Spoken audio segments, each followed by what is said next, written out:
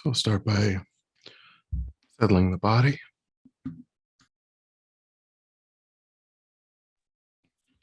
Adopting a stable, comfortable, upright position serviceable for meditation.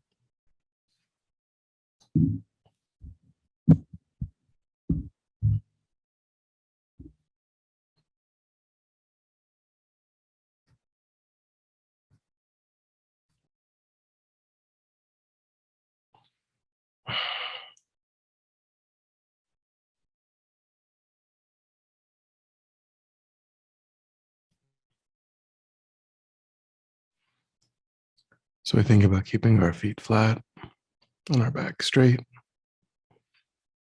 torso open.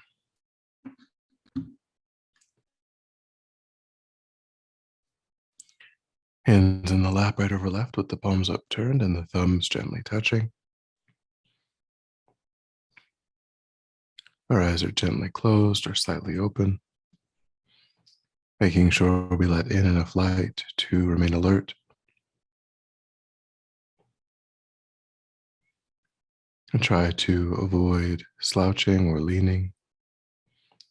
We also let go of any unnecessary tension or rigidity in the body, relaxing into a stable, comfortable, upright position.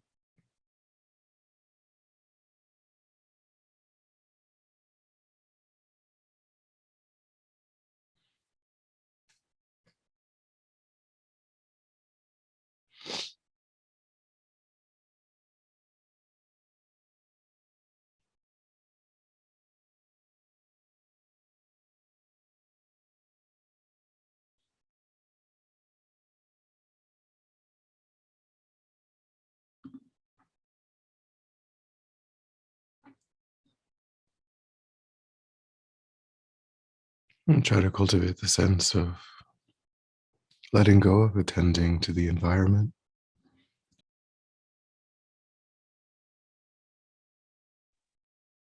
allowing sights and sounds to be as they are without investigation,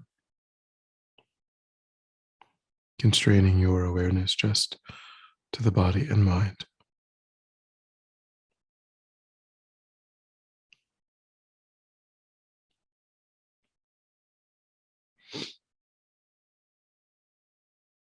Concentrating that awareness in the present by attending closely to the physical sensation of the air moving into and back out of the tip of the nostrils. Noticing quickly when anything other than that one physical sensation is arising in the mind, and without judgment or frustration, lifting your awareness up from those distractions and placing it gently but firmly again and again on the breath.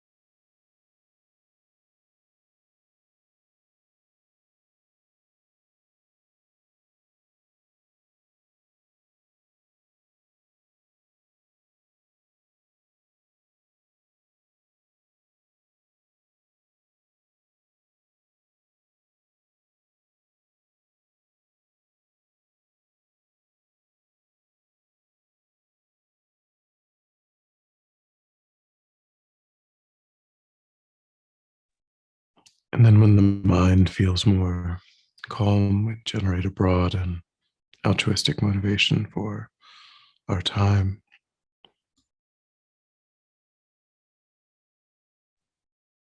wanting to use our time to establish and deepen constructive ways of thinking and acting, wanting to separate ourselves from the tendencies and the habits and ways of thinking that are not constructive,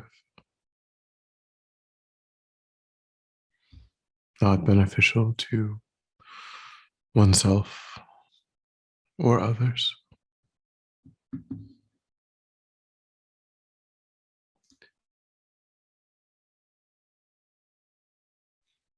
wanting to transform the mind in this way to support the spontaneous arising of states of mind that are naturally beneficial to others,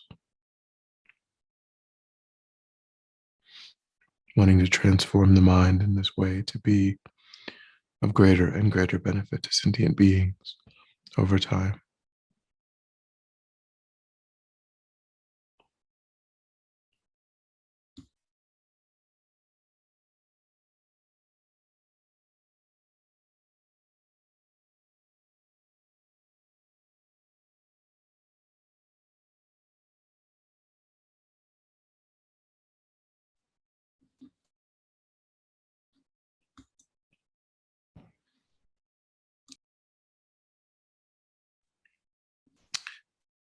And then with that motivation, since Geshe just offered the Bodhisattva vows, I thought we would meditate on cultivating Bodhichitta. So the most immediate framework for Bodhichitta is a mind of equanimity, a mind having cultivated equal regard for all sentient beings without exception,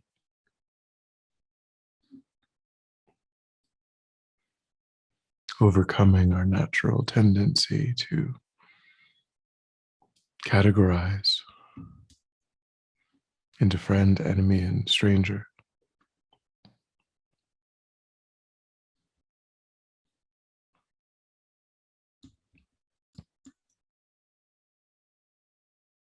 So begin by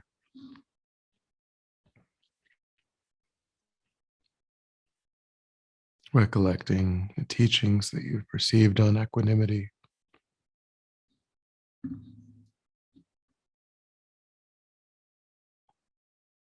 meditations you've done,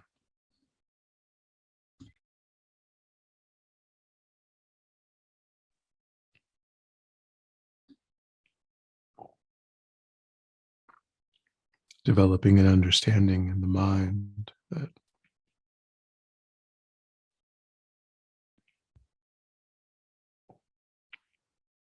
these categories are simply based on one's own self-interest in a narrow, egoistic sense.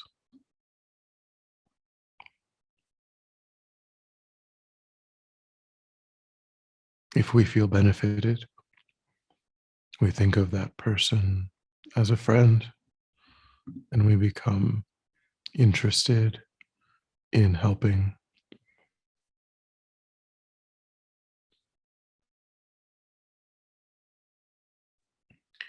If we feel attacked or insulted, we label that person as an enemy. And we may even give rise to the wish for them to be harmed.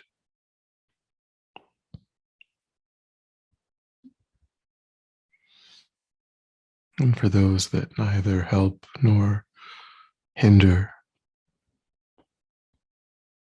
we categorize as strangers, and our interest and willingness to benefit is muted.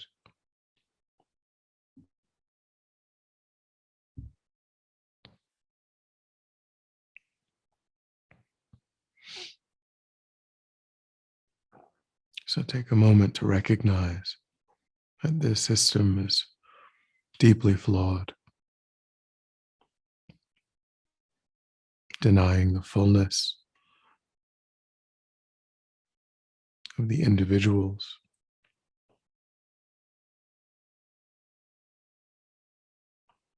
and denying their most important attribute as simply a suffering sentient being.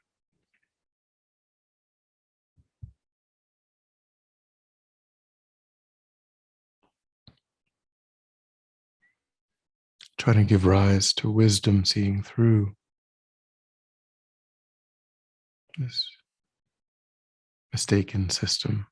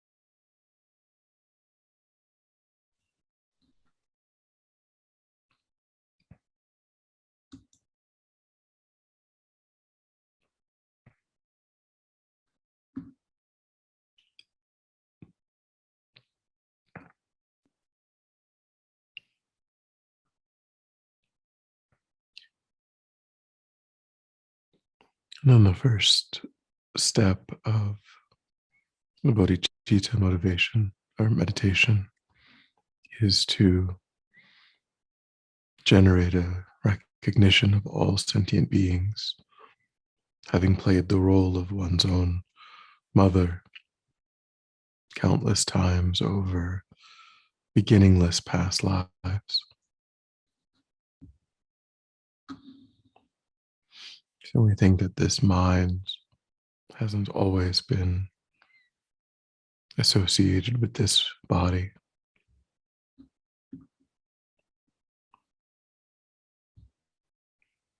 This mind has experienced innumerable lifetimes.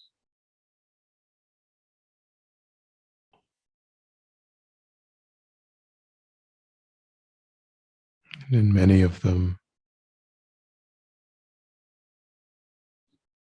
birth from a womb was necessary.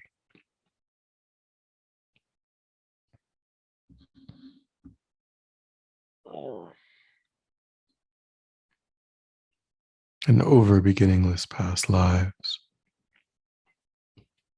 we've had opportunities to be in relation in that way to every other mind.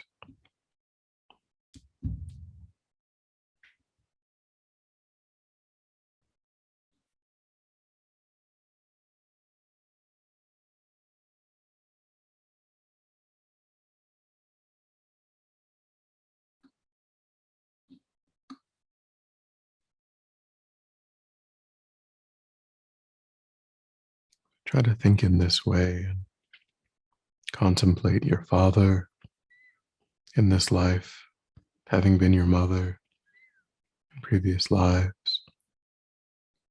your siblings or relatives, friends.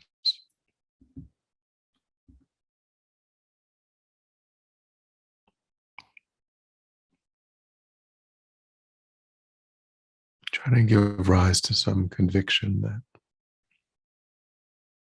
over beginningless past lives, it must be that every sentient being has played that role.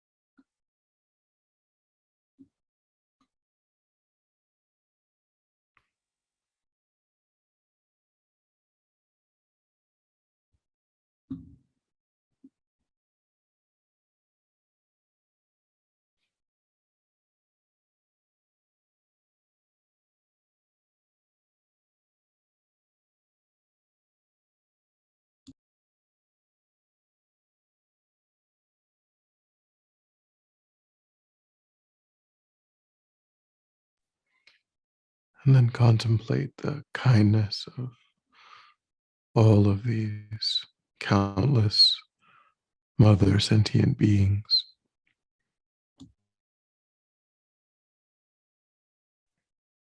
in each of these lifetimes when they've taken that role toward oneself.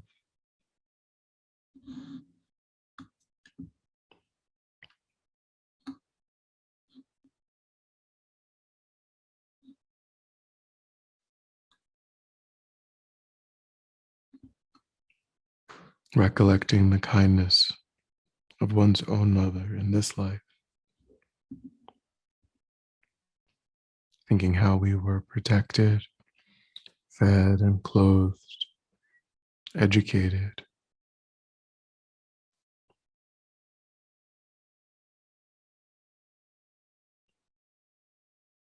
the sacrifices that our mother experienced in order to benefit us.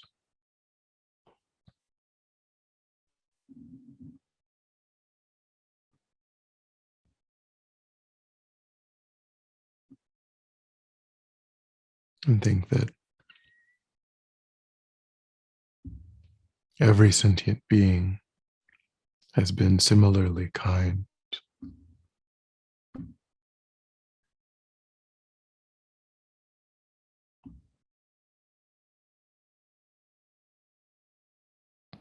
So bring to mind these specific examples and try to generalize them,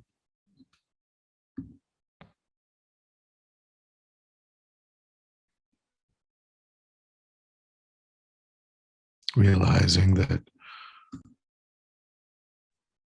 death does not change the existence, the fact of that relationship. If our own mother has passed, we still would refer to her in a photograph as my mother.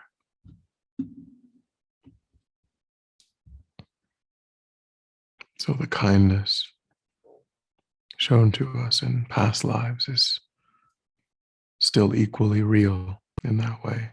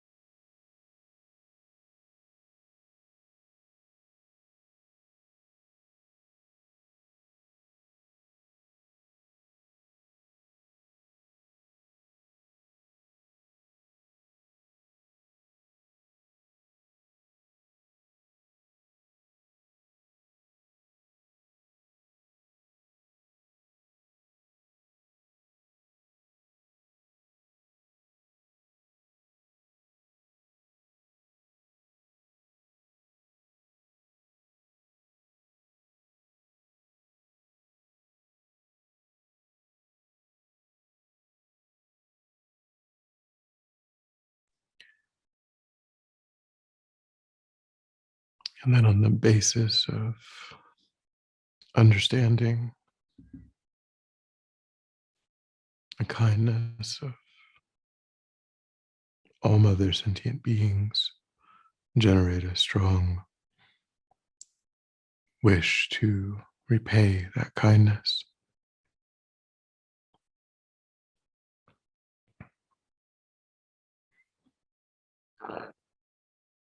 thinking that now that I have a perfect human life,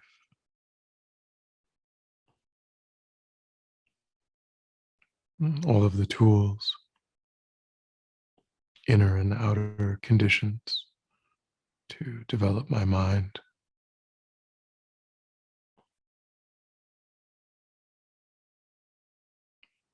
Now I can meaningfully repay the kindness shown to me by leading these kind mother sentient beings out of suffering into a state of perfect, peerless enlightenment.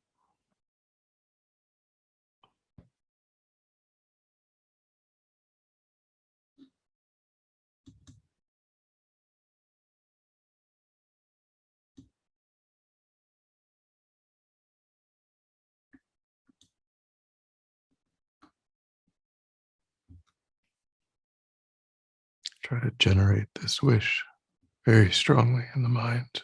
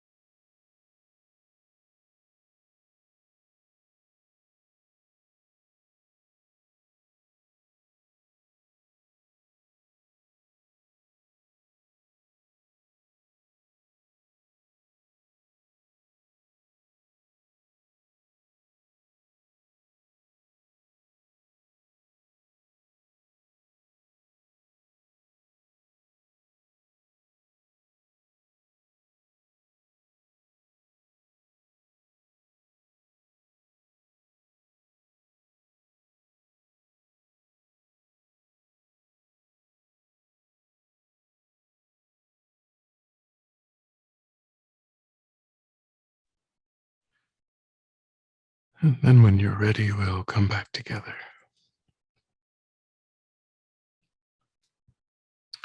We'll complete the additional final steps on Wednesday. It's a long meditation.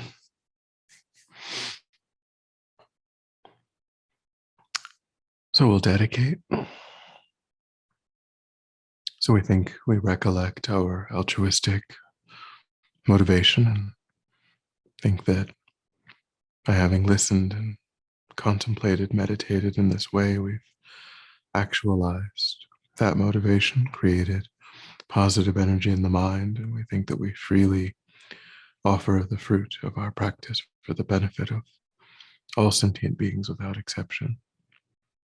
Thinking may that positive energy serve as a cause and condition to eliminate war and conflict, poverty, famine, disease, disasters. May it fully ripen the minds of all sentient beings. May they quickly meet perfect teachers and arise in the state of full enlightenment.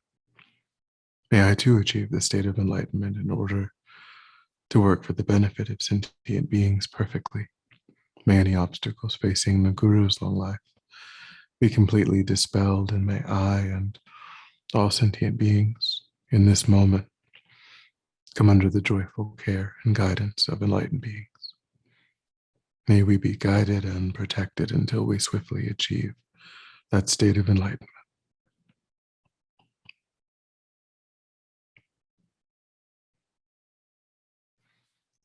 Thank you.